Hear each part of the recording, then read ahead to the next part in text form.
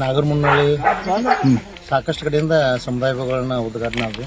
CC ರೋಡ್ಗಳದು, ಗಟ್ರಗಳದು. ಇವತ್ತಿಲ್ಲಿ last ನಮ್ಮದು ನಿರಂತರ ಜ್ಯೋತಿ ಭೂಮಿ ಪೂಜೆ ಐತಿ.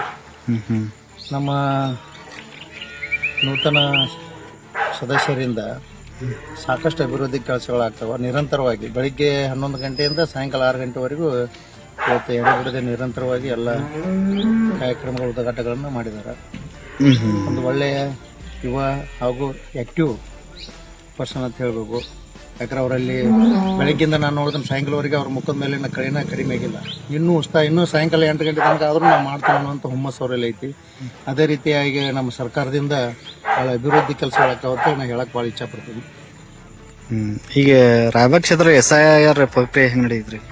ಉತ್ತಮ ರೀತಿಯಾಗಿ ನಡೆದೈತೆ. ಎಲ್ಲ SIR, BLOಗಳು, BLPಗಳು ಎಲ್ಲ ಒಳ್ಳೆ ಕೆಲಸಗಳು ಮಾಡತ್ತಾರೆ.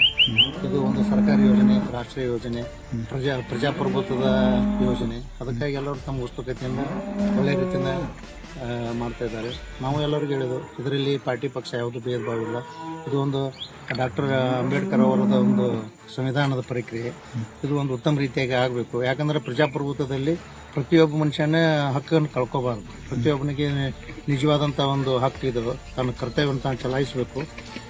ಅಂಥ ಪ್ರಜಾಪ್ರಭುತ್ವದ ಹಕ್ಕು ಅಂತಂದ್ರೆ ಇದಕ್ಕೆ ಎಷ್ಟು ಮೌಲ್ಯ ಐತೆ ಅಂತಂದ್ರೆ, ಇವತ್ತು ಕೂಲಿ ಕಾರ್ಮಿಕರ ಹಿಡಿದು ಇವತ್ತು ನಮ್ಮ ಉನ್ನತ ಹುದ್ದೆಯಾದಂಥ ರಾಷ್ಟ್ರಾಧ್ಯಕ್ಷರವರೆಗೂ ಒಂದೇ ಮೌಲ್ಯವುಳ್ಳಂಥ ಇದು ಒಂದು ಬೆಲೆ ಇದ್ದಂಥ ಒಂದು ಮತದಾನದ ಹಕ್ಕಿದು.